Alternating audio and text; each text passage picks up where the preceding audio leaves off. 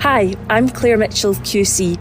Welcome to the Witches of Scotland podcast. I'm a lawyer who specialises in miscarriage of justice cases, and we're bringing you this podcast because we want to tell you about the women who were accused, prosecuted, convicted, and ultimately executed as witches in Scotland. I'm Zoe Venditozzi, and I'm a writer who's always had an interest in the witches, and I feel that this dark mark against Scotland needs a reckoning. The campaign Witches of Scotland wants three things. Firstly, a pardon for all those convicted of witchcraft. Secondly, an apology for all those who were accused as witches.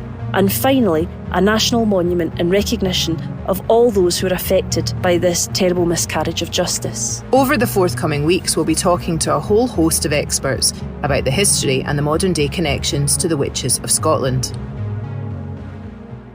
Hello and welcome to the Witches of Scotland podcast. Claire, you're never going to believe what's gone and happened. I think I will, Zoe. We've only gone and recorded another episode of the Witches of Scotland blooming podcast. When will it end? It's never going to end, baby.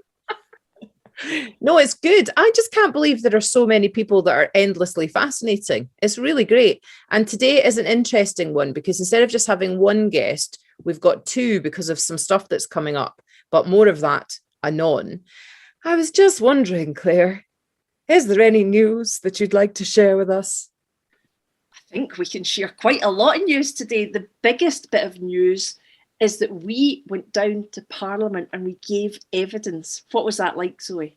It was cool. Well, to be entirely clear, you went down to Parliament. I was on my phone, like a video link up in the SQA cupboard in my school. So I was in the cupboard with my phone propped up in a couple of boxes and a biscuit tin. But that was quite exciting. The bell rang at one point, which made me feel quite stressed that they would hear that in Parliament. But I think it was okay. I think we winged it. But it was cool. It was really cool, wasn't it? Oh, it was brilliant. I mean, apparently we were the first people back to give evidence in person. I was the first person to come back to the committee and give evidence in person since the pandemic. So the first person in 2 years. So I don't know if that was why we got a warm welcome, but... And it's available to watch, isn't it? So if people want to... Yeah, it's a little bit of a long watch. It's about 45 minutes, but we've shared it on Twitter. We've shared it on Facebook. We'll probably put links to it on the Witches of Scotland page as well, because I think it really well encapsulates a lot of what we wanted to talk about. I really thought that the questions they were asking showed that they had taken on board what the campaign was about. And I don't know about you, but I felt that they were really genuinely interested. Oh, definitely. And I was quite taken with the fact that there was people from different parties that all seemed to be supportive. Yeah. You know, and their questions were definitely very positive. It didn't feel like there was any questions that were, you know, not that they would do this, but that they were trying to trip us up or that they felt it was a waste of time or anything like that. It all seemed quite sensible. They could, though. I mean, if they thought something was not sensible, they could have certainly said. They could have certainly been really, really challenging. And I mean, I think they did ask us a lot of important questions, like why now? What kind of people were accused? What's the point of it? What's the point of a national memorial? But yeah, I just felt they were really, really engaged with it. So that is the first thing in the news. We were absolutely delighted to be asked down, and hopefully we've made a good impression on them. And the campaign obviously is going to be put forward by them. Essentially what we were saying to them was, we want a legislative pardon. We want to ask on International Women's Day that an apology be given, and we want a national memorial. Please, can you assist us by recommending to Parliament that these things happen? Now, slightly complicatingly, with the timing of it, I'm not sure whether or not the committee will be able to meet again before the 8th to recommend anything about the apology. So I'm not sure time-wise if they're going to be able to do that. But we are going to write to the committee and just remind them of that time issue and see whether or not, as a committee, they might meet perhaps on email or something like that. And if they agree that that's the right thing to do, to put that forward to Parliament or to the government, because I'm not quite sure how otherwise they would do it. It's great, though, to see that there's just so much uptake from people, so much support after, 2 years of pretty hard work on our part. I'm not saying it's not fun, and it's interesting to do, jokes aside of how many podcasts we've done. It definitely helped keep me sane during lockdown, and it's really amazing to be involved in something that's so sort of big and potentially very sort of historic. That's been great, but it's really nice to see there's so much broad support for the campaign. Oh yeah, absolutely. What's funny is it's good that what's kept us sane during lockdown is slowly driving us mad when lockdown is easing up, because we've just got so much stuff to do. And just a quick insight into our lives, neither of us are particularly good at transpires at diarising things. Would you say that was fair, Zoe? I think that's very fair, and it's nice because there's a constant surprise every day of what we've agreed to do, and then we realise we have to do it. So that's good. That's nice. Yeah. Keeps us on our toes, I think, definitely. Yeah. And then that leads us on to the next stage then. So, well, another stage. It's not really the next stage, but something else that's happening. And what is that, Claire? Yes, in the news item number 2 is that the consultation process for the private members bill is now underway. So what happens is they have to produce a public consultation document, and that document is drawn up by the Bills Unit and Natalie Dawn, who's bringing forward the private members bill. And it sets out the background to the Witches of Scotland campaign, why the legislation is being sought, and it asks people to contribute by answering the consultation process. So we've now been sent the consultation process to have a read of. We're just reading through that at the moment, and it's now almost ready to be sent out to the public. So Zoe, this is an amazing chance. This is a chance for each and every person who has ever been interested to get involved, to be part of this historic movement, to have these people, mostly women, pardoned. So if and when we put out the forms, please do fill out the consultation forms. You can do that if you're an individual, you can do it as groups, you can do it as companies, and share. People keep contacting us now and saying, can we sign the original petition? Can we sign the petition for public support? And I've said to them, no, but there might be something that you can sign in the future. This is it. This is the document where you have your say and you get to tell everyone the strength of feeling that you have for supporting the campaign to have those people who were executed as witches pardoned. So please do, when we share that with you guys, share it far and wide with all your contacts, so we have as many people as possible getting back in contact and telling them about the strength of feeling. Fantastic. That's brilliant. And also, because we're building up to International Women's Day, which is obviously when we launched, it's an important anniversary for us. We have got some events over the course of that day and the day before and after. But on the actual night of International Women's Day, so that's the 8th of March, we are doing an event at the National Library of Scotland, which is a Zoom event. We're going to go there to record it, but that's then going to be zoomed out to everybody. And I know that has already, the other day, it had 300 tickets sold to that one already. So I don't know if I told you that actually, Claire. No, but when you say tickets sold, the event's free, isn't it? Oh yeah, sorry, sold is entirely the wrong word. Tickets requested, reserved, obtained. People have booked in. I don't know. People have taken their virtual seats. They have. I don't know. But 300 people anyway, at that point had shown an interest. That'll be interesting. So it's the two of us. And I think that we're going to be talking to Amina Shah initially, who is the head librarian of the National Library of Scotland. So I think she's like the Hedy for the whole of Scotland's libraries. She's the High Hegian. She's the High Hegian. Yeah. She's marvellous and a supporter of the campaign from the beginning. So that'll be cool. And again, like you're saying, I'll just stress that again, it's free. So we'll have links we've been linking it already on Twitter and on Facebook, but we'll keep doing that in the run up to it. So if people are interested, and I presume you can watch that wherever you are in the world, then you'll see the two of us having a wee chat about the campaign there and about what's happening, and particularly on International Women's Day, because obviously we've got that big art event in the morning with our good friend Laura Graham, who's doing her Soul Murder series, but we'll talk about that later on. But we're doing that, and then hopefully there'll be other things happening as well on International Women's Day. So that'll be cool. So that leads us on to a much less civilized point of conversation. Did you hear, ladies and gentlemen, did you hear that change in tone? This is my Mrs. Venditozzi voice. Oh my goodness, I'm sitting up straight, actually. Somebody has been naughty. This is beyond naughty, though. I wouldn't just be giving this guy a punny, Pastor Jack's at it again in America.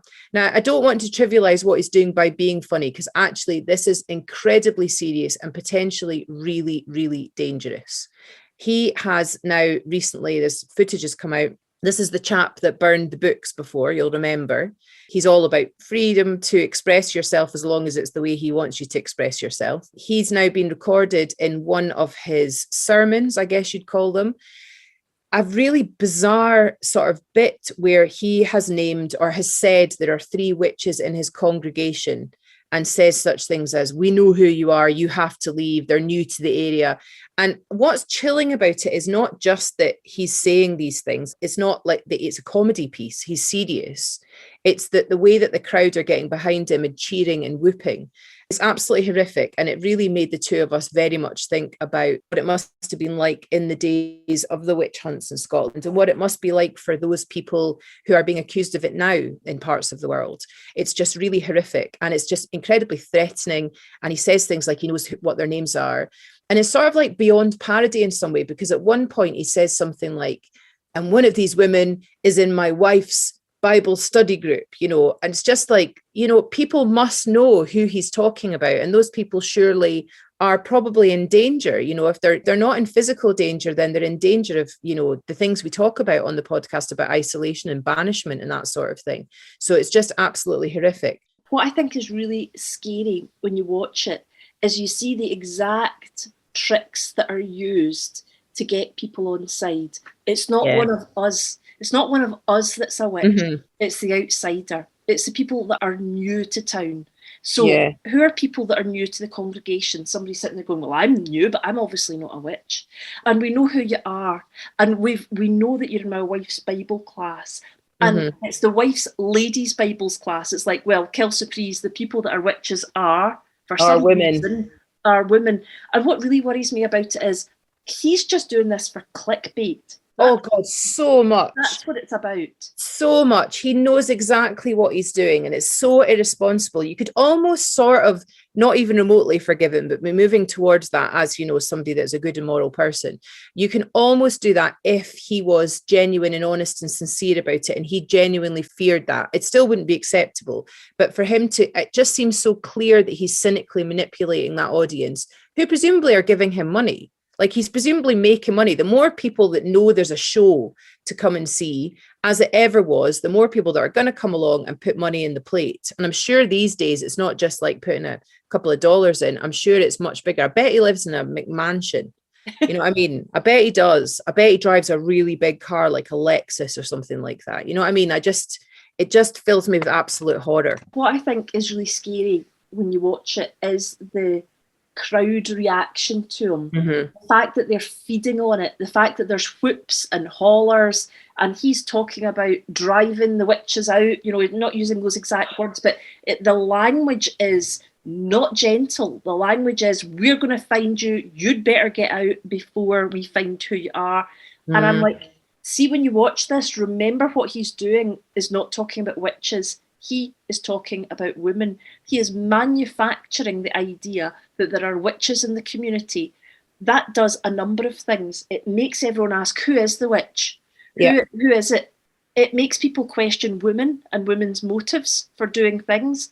And all of a sudden, everyone's a suspect. It's terrifying. And we're not going to link to anything that he's got, because I don't want to encourage it's the most obvious psychological manipulation as well. It's the most obvious divide and conquer, and it shores up his power so tremendously that he is the one that can see who is a witch. He is the one that can deal with the threat of the witch, so it puts people in this state of fear. But it's almost like it's so performative. It's like watching a film, it's like a really horrible stand-up. It's so incredibly performative. And I suppose that's always been the case, it's oratory, that's the way that it works. Yeah. But it's just so grotesque. It's dangerous theatre. That's what it is. And if anything has been taught to us in the past few years, perhaps, past 4, 5, 6 years or whatever, is that ideas can seem ludicrous and can absolutely take hold until vast swathes of the population believe things that 2 years ago, 3 years ago, they wouldn't have believed. And that's what I really fear about this. We know that places in the world that witchcraft accusations are on the rise, pandemic related. And I'm just really, really scared that this takes hold again, because if we think it can't take hold in the modern day, we're completely wrong. What happened to people hundreds of years ago wasn't because the people were stupid, it was because they had a belief system. And if our belief system changes to a belief system that witches are amongst us, then we're going back several hundred years, and particularly for women, that's a really, really dangerous thing to happen. Yeah, it's interesting because on the occasions where teachers have got in touch with us, particularly via Twitter, to say, oh, I did this exercise in class today, or somebody tells us about an exercise that they know somebody's done, where they give out that thing where they give all the kids a slip of paper and it says whether they're a witch or not a witch, and then the kids have to work out who the witch is. And I think part of that is that you don't actually name anybody as a witch. It's that everybody suspects everybody else. It's just such an obvious sort of play to do to manipulate your congregation or your community. It's horrifying. Well, that is why this campaign is still relevant. So that's, you know, if you're talking to somebody and somebody says to you, well, what's the point of this? It was hundreds of years ago. That's the point. Just look at that. That's the point. And this isn't a country that's tremendously different to the UK, to Scotland. These are people that technically speak the same language as us and have in some ways quite similar ways of looking at things. So yeah, horrifying. Anyway. Change of topic. This time, instead of being cross, we are happy and we're thankful, aren't we, Claire? We are thankful and happy. What happened the other day, I was talking to a pal and they said something about our Wikipedia entry for Witches of Scotland. And I said, we don't have a Wikipedia entry. And she said, yeah, you do. And I was like, okay, Google Wikipedia entry. And there we found that brilliant work had been done. And through my very, very basic IT skills, I was able to track down the person that had done that work. And we just want to give grateful thanks to Dr. Melissa Higton, who, unbeknownst to us, set up a Wikipedia page for Witches of Scotland. And it's really great because it's a resource where there are lots of useful links to articles about the campaign and things that we've said. So we're really grateful to Dr. Melissa Higton. She is Assistant Principal and Director of Learning, Teaching and Web Services at the University of Edinburgh. She's got a particular interest in equality, diversity and inclusion, and has recently achieved a professional doctorate based on the work she has done leading organisational development projects exploring the balance digital leaders must achieve when they champion change on multiple fronts, and her work has won several awards. So thanks very much for doing that. She did it off her own back. We don't know her. And she went away and did this, and it was really, really great, and we're so grateful to her. Excitingly, we saw on Twitter that she had tweeted just the other day that University of Edinburgh is looking for undergraduate students for a Scottish witchcraft data visualisation intern. So they're looking for undergraduate students, maybe, I think it's a 3-month course or something like that for over the holidays to do work in that area. So interestingly, the University of Edinburgh Data Visualisation are doing more things in relation to Scottish witchcraft. So thanks very much, Melissa. It's really good of you to have done that work for us. It's fantastic because when we're talking about how important representation is, it is important, obviously. We know that people have been doing work on this for a number of years, but making sure that women are represented on Wikipedia, because it is the first stop for many people when they're looking into a subject. So it's useful, I think, and really necessary to have women and their work listed on there accurately. So it's really cool. And it's really exciting having a Wikipedia page. Yeah. So going on here to our next point, which is about the idea of remembering the women who were not witches, they were just women. Who are we going to talk about this week, Claire? Well, what I did this week was I picked up on one of the questions that we were asked by the parliamentarians in the committee meeting asking us about Witches of Scotland. And we were asked to give evidence what sort of things could get you accused of witchcraft. So I thought I'd just take 3 separate examples and show the different, very ordinary, different type of things that could get you accused of witchcraft. So the first of those was an example that I gave to the Parliament. And this is a case, quite a late case, because it's 1700, of a woman called Margaret Alexander. And her crime that got her accused of witchcraft, very sadly, was begging.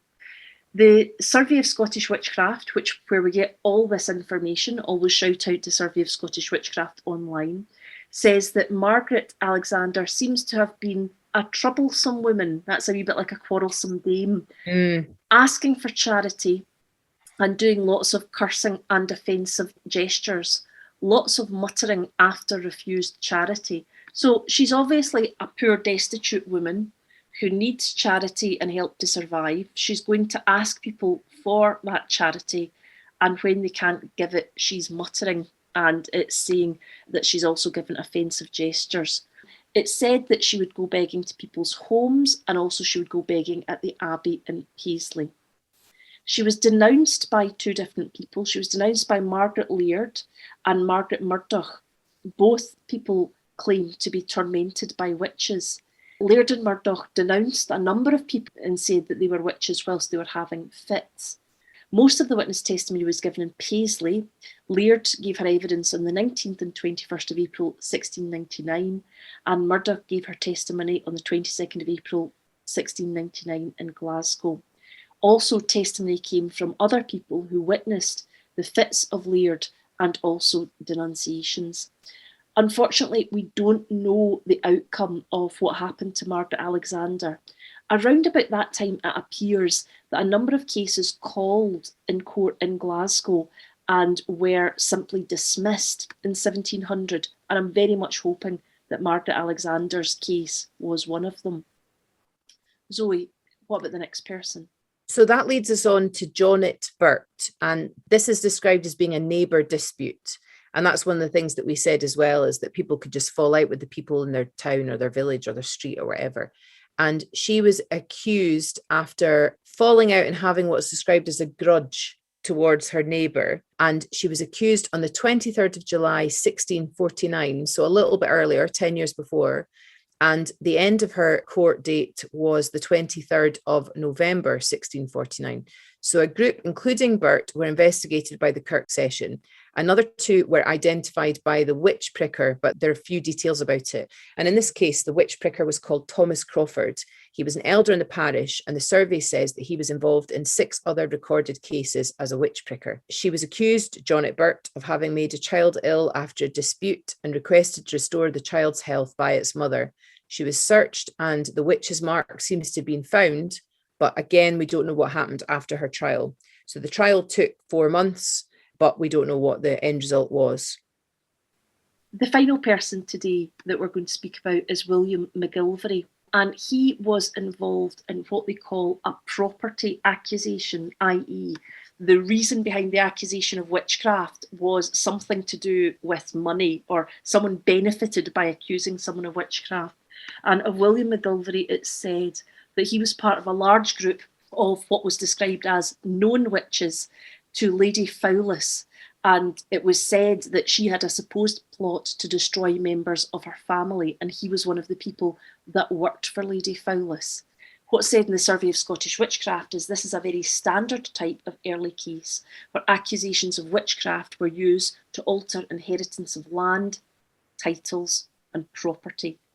It's not recorded what happened to him in his own papers, but it's said that he's mentioned in another trial, and in the other trial it said that William McGilvary had been burnt. So we assume that he was convicted, strangled, and then burnt to get rid of his ashes. So we remember today 3 people who were not witches, who were just people: Margaret Alexander, Jonet Burt, and William McGilvary.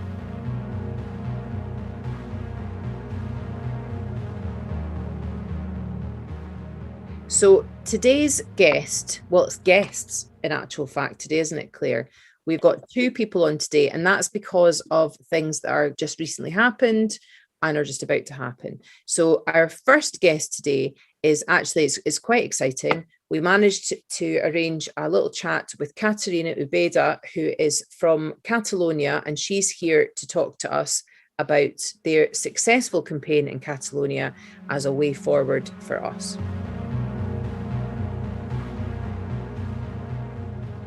Thank you so much, Caterina, for joining us today on the podcast. we're really excited to talk to you about your campaign because we're each other's opposite numbers. So it's nice to know how somebody else's campaign is progressing. And because you've been successful, maybe we can get some top tips from you.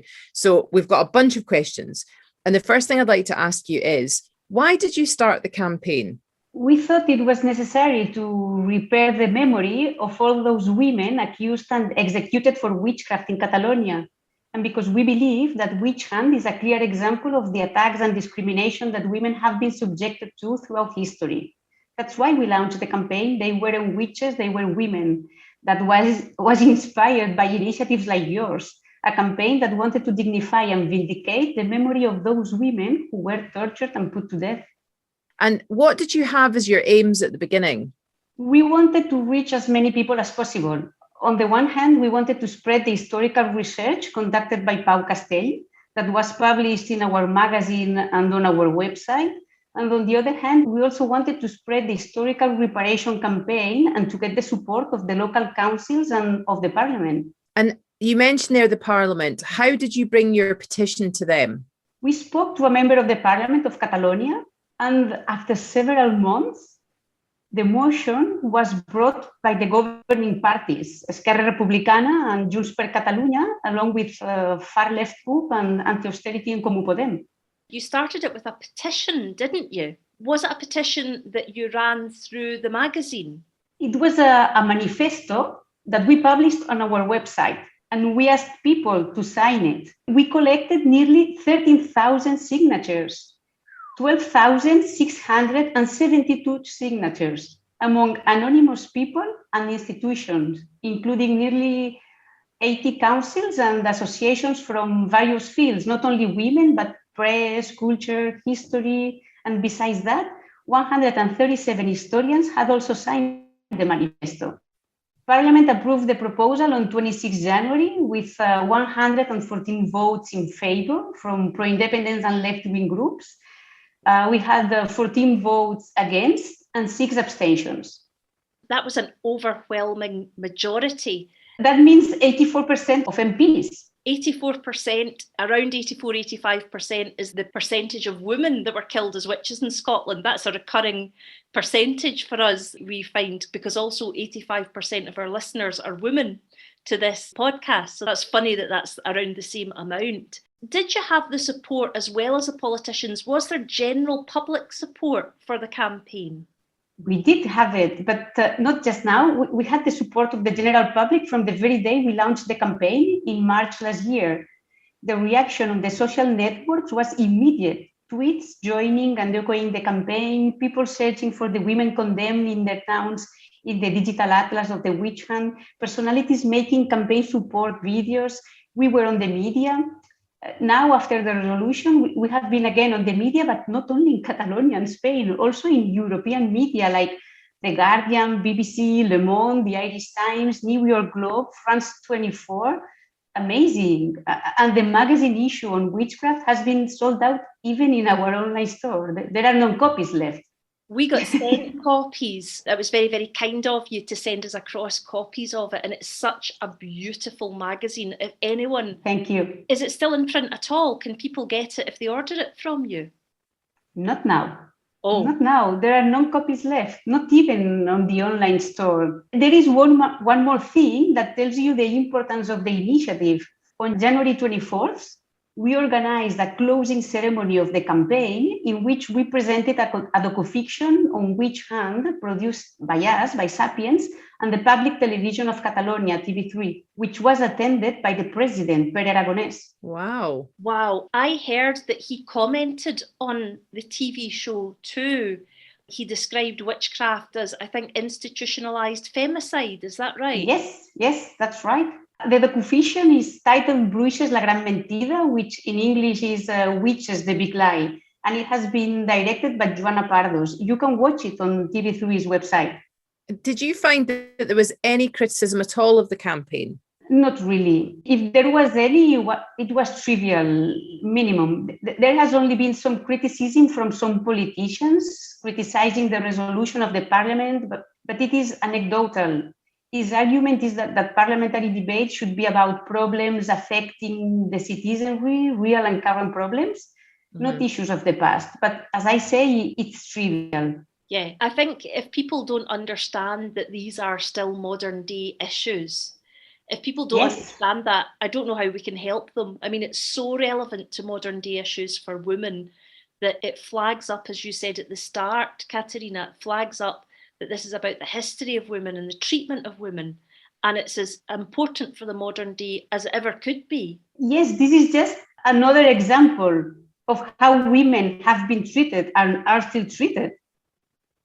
But as I said, it's minimal, only maybe 2-3 politicians just saying this. When did Parliament pass the resolution then? Last January 26th. Literally just so recently. It's amazing, isn't it? And you seem to have really just got straight out and got the support and got the job done really quickly. Well, do you think 1 year is really quickly? Yeah. I think so. Yeah. We're on 2 years and it's still going to be time. Yeah. So 1 year seems tremendously quick to me. What has happened now legally? What's the legal effect of the resolution? The text aims to promote academic studies with gender perspective and include them in the academic curriculum. And the proposal also calls for outreach actions, like to raise awareness of this episode from history and its causes.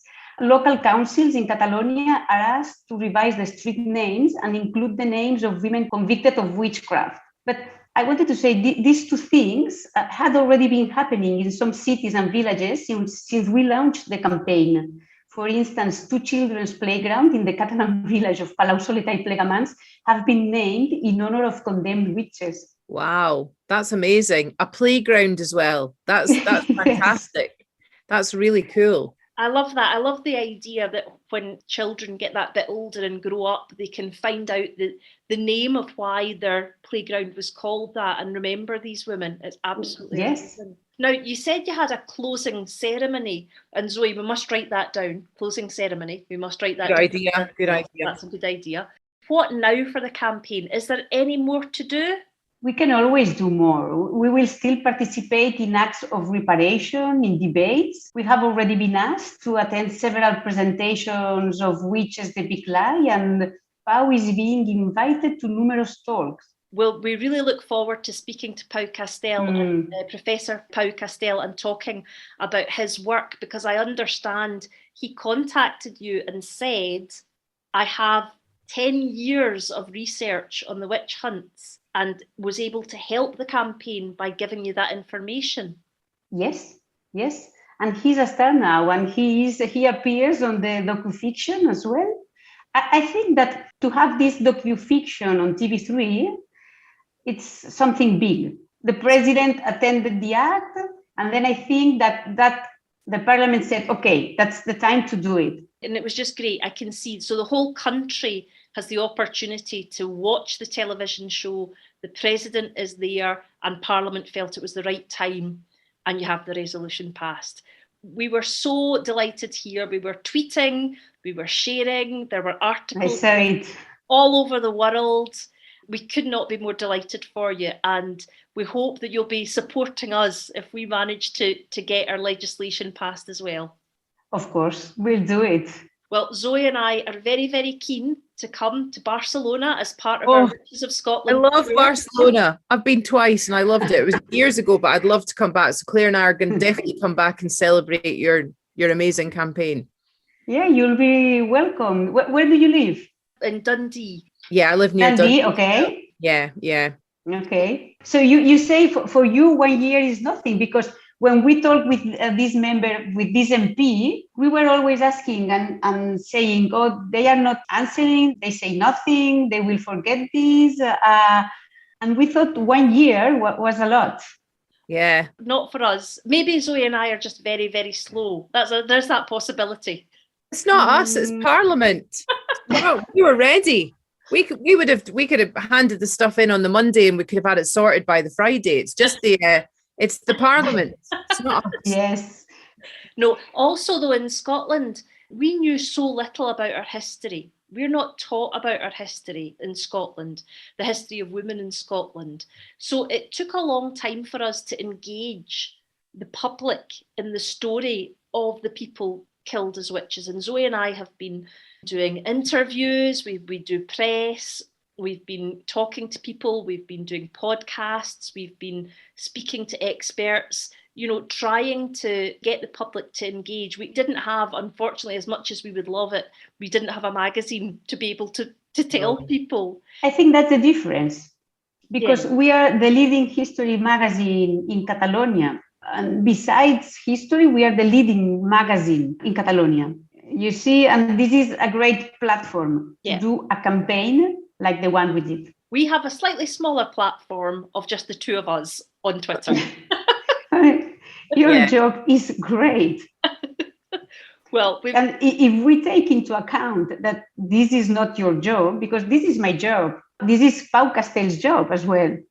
See, my job is I work in the magazine, so I'm not doing spare hours to do this, but you do. Yeah, we do. It's something we feel strongly about, and that's why we do it. But we are looking forward to getting it done and having a closing ceremony ourselves. Oh yes, that would be nice. That would be so nice. That would be lovely. We thought we would get more support from local councils, but we didn't. Oh. And we started a campaign in social media, just asking them, saying, Dundee, in your town, there were 5 women executed for the crime of witchcraft. Please sign the petition. But they didn't answer. I guess because they need to debate it. Okay. It's not like the mayor signs the petition. They need to bring the petition and debate it in the council. So it would take more time. There might be different views on it. But in a sense, it doesn't matter, because you got to where you needed to be, and with overwhelming support. I mean, 80%. No, now it doesn't matter. And now we see that it doesn't matter. We've had great support from politicians so far. And Natalie Dawn is the MSP who's bringing the private legislation. So now part of our work is letting politicians know about the campaign and let them understand the concept behind it. Because if you just hear the phrase, we want to pardon witches, people think, what? Is that a joke? But when they understand, when they hear the true story of what happened to people, then everyone we've spoken to is in agreement that something should happen. So keep your fingers crossed for us on International Women's Day this year. We hopefully will hear from the Scottish Government, and we'll just keep going with the legislation. Do stay in contact, and very much hopefully you'll be able to celebrate with us one day soon.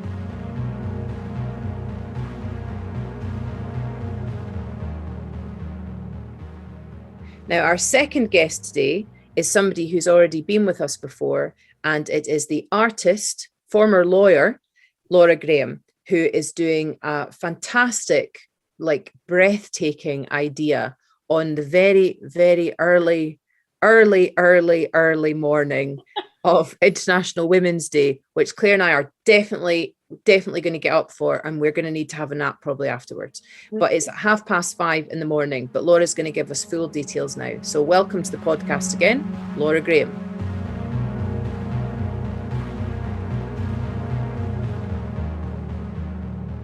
We are very, very happy to have back on a guest that we had in episode 40.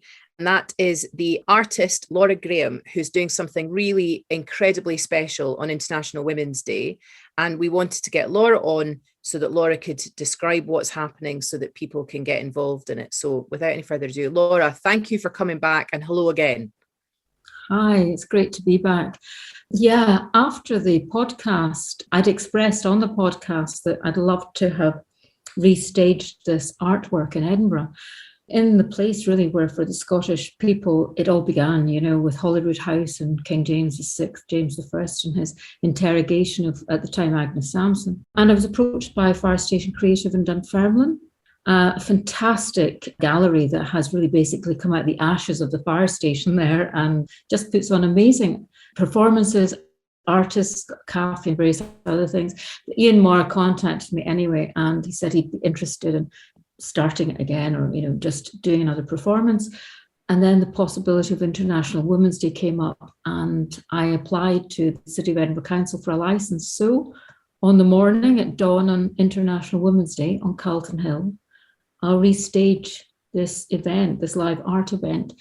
It's called Soul Murder 5, after the other soul murders that have taken place. And it's called The Exoneration of Agnes Sampson. I'm restaging the burning of the figure. She's covered in linen and wax. She stands, she's about 6'4", actually. She's a big lady.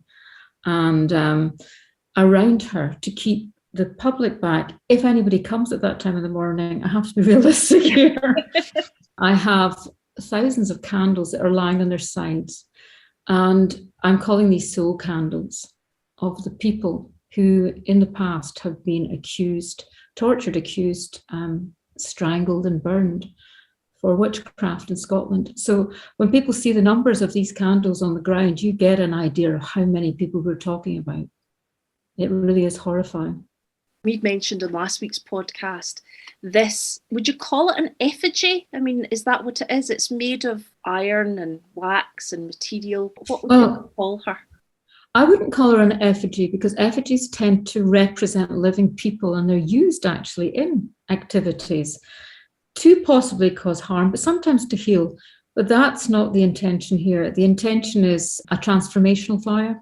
Commonly, these situations, and Agnes Sampson and the other people accused in the North Berwick witch trials were all burned around about lunchtime or early afternoon to get as many people as possible to attend, to frighten the society. And the reason this is at dawn is as a transformation, a fire of transformation, to just reimagine this whole situation and own it for women, and for women, contemporary women of today, and maybe for the Scottish psyche.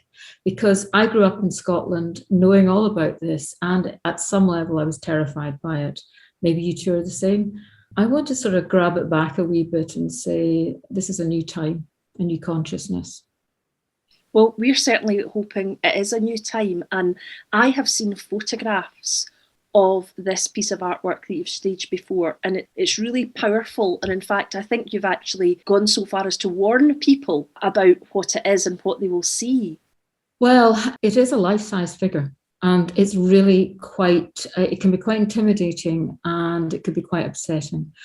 I do think it's really important that people understand that they are going to see what will look like a figure burning, not like a Guy Fawkes figure, not sitting on top of a bonfire, wee slumped thing. This is a much stronger image than that. And it's also very heavily packed, so that it's going to burn for some time. People really need to be aware of the fact that you can be quite upset by it. I personally have found it quite hard at points when I've done this. This is not an entertainment. This is much, much more than that. This is a memorial, and it's bringing awareness and consciousness to something that we have to uncover. I believe we have to uncover it to move on as a society. And I'm so thankful to you two for actually having the courage to do this. It's not an easy process, and it can bring up an awful lot on other people. When we started this process, we didn't think 2 years on we would still be so busy, and we're grateful for it, but it's certainly quite a lot, and we're really looking forward to the focus of International Women's Day. Don't think as well we really had a notion of what's going on in the modern day with this issue.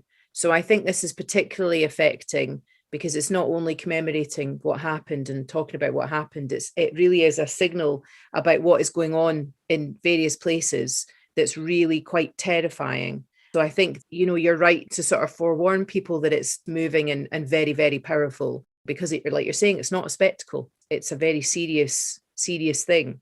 It's a very serious thing, and sadly and reprehensibly, people are dying this way at the moment in different parts of the world. And we really have to be aware of that. This is not just an art event. It's more than that, but it is still art. So people can be assured of that, and they can be relaxed into it, but it's challenging. Yeah. And dawn is an early time of day to get up. Claire and I are working up to it. we can't wait though to come and see it, because we think it'll be absolutely amazing. And also we're really hopeful that a lot of people will come to it. And how do people access it? Do they need to book a place? Do they just turn up? There is an Eventbrite site that has been set up, not so much for people to pay. This is not a paid event. This is an open event to the public. Calton Hill is opened and it remains open. We are planning on having people at the bottom of Calton Hill on the Blenheim Place side at 5:30 in the morning, and for people to meet there. And then we'll all walk up together. And because of the nature of this and because fire is involved, we have to be very careful with health and safety. And the nature of the art piece means that these candles will be lying on their side around the art piece in a large circle, so nobody will be able to come close. I mean, the numbers of candles that are lying down mean that I need a 19-metre across space by this figure to even get these candles round. It's a huge number of people who were prosecuted over these 200-300 years. So we will then have people just stand around the edge, back from the fire. The event will take place over a period of about maybe 60 minutes. Fire burns very fast. It's a wood fire. Then you see the charred remains of the metal. It's quite a statement. So I hope people are interested enough to come. Well, we're really grateful. And I think there's also a lot of people, I'm sure, that will have great interest, but just won't be able to get there. I actually saw a couple of people, one of the people I think has already been on the show, and some people saying, we'd love to go, but public transport won't allow us to get there that early. So there are practical considerations that mean that people won't be able to see. But are we going to be able to watch it online if we can't come at some point in the future? Are you going to record this? Yeah, I have got a drone operator to just get images from just above where we are, and 2 cameras will be set up to film the figure. And in June in Fire Station Creative, there will be an exhibition of this work in completeness. So the figure will be there, the candles, and the film that will be made from it will be there. So people will be able to see this and have a coffee at the same time. It's Fire Station Creative. I have been to the fire station. It's great. It's really great. So if you've not been there before, and you just wouldn't really expect it maybe in Dunfermline in the way that it is. So it's a really great place to go. So people can visit that in the future. Because we often get asked by people, you know, where can I travel in Scotland to go and places that are linked in some way to the witch trials. So hopefully if people are in the area at that time, they can come along and see it. And we'll keep people up to date with that through the podcast and through our social media. It's been brilliant talking to you, Laura. And I really cannot wait to see what happens that day. I think it's going to be really moving and amazing. Thank you so much. Thank you for asking me back on. I really appreciate this.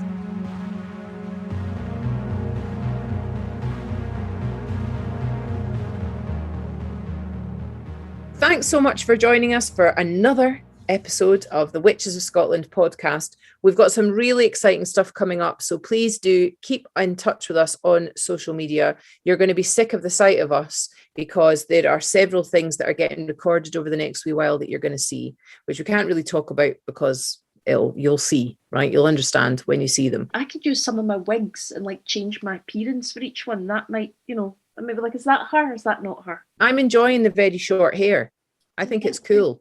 But I've got like long hair wigs, I've got blonde haired wigs, I've got dark wigs. But then people will get also confused and they'll think, who's that other pooping? Who's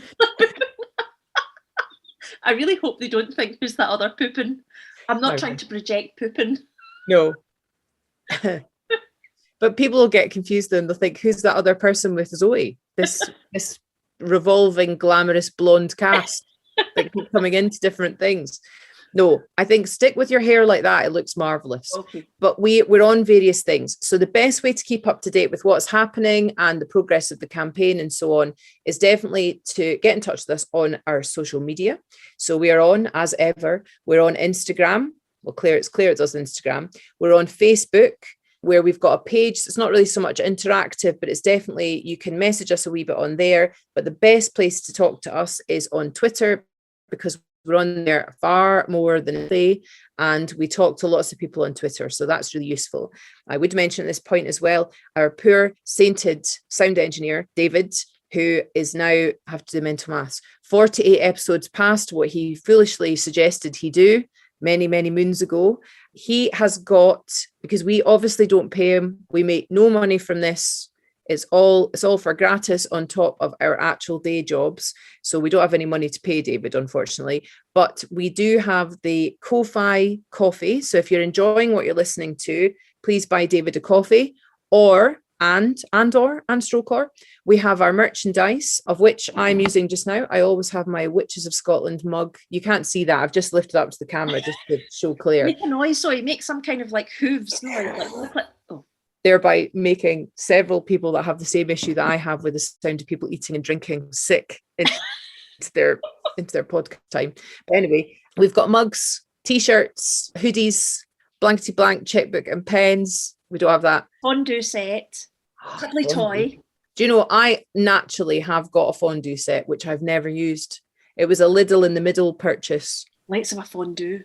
Yeah, melted cheese. I do have a fondue set. Do you use it? No, I got it. I found it in a charity shop, and it's a Le Creuset one in the charity shop in Stockbridge in Edinburgh. Where else? That's quite fancy. Yeah. And I found it, and we had one fondue night, and then it was all so fiddly and tricky. It's just sat there ever since. I don't have like a Le Creuset that type of one. I've got one that's a raclette. It's like the little shovels, and you're meant to like cook meat in them if you want meat, or like veggie things, or the cheese. I've never actually used it though. Let's have a fondue night, Zoe. Let's do it. Let's cook things in tiny shovels on a hot plate. Yeah. And drink. What could go wrong? Nothing. I actually once burnt my lip. That's exactly what could go wrong in those circumstances. Yeah. And also the little stick things are pretty pointy. So, God, we have to pace ourselves. We'd have to pace the snowballs that night.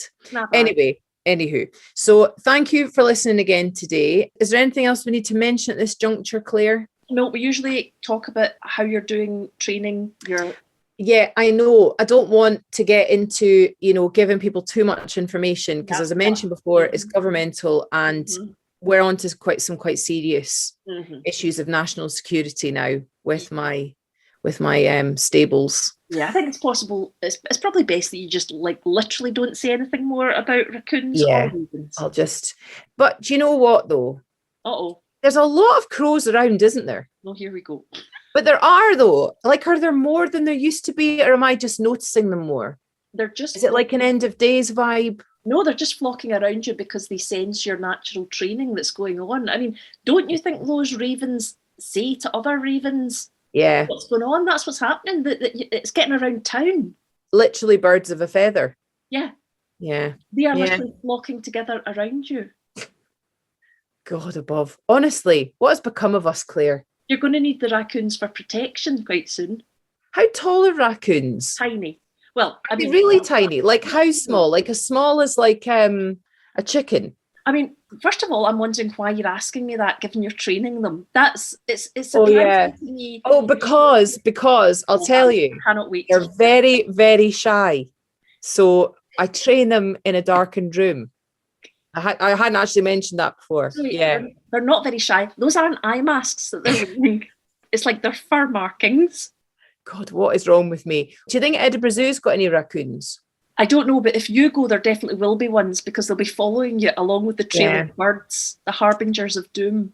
You wait 20 years from now, Scotland will be overrun with raccoons and it'll all be on my fault and that'll be the end of days. It'll have been brought by the raccoons. Anyway, we digress as per.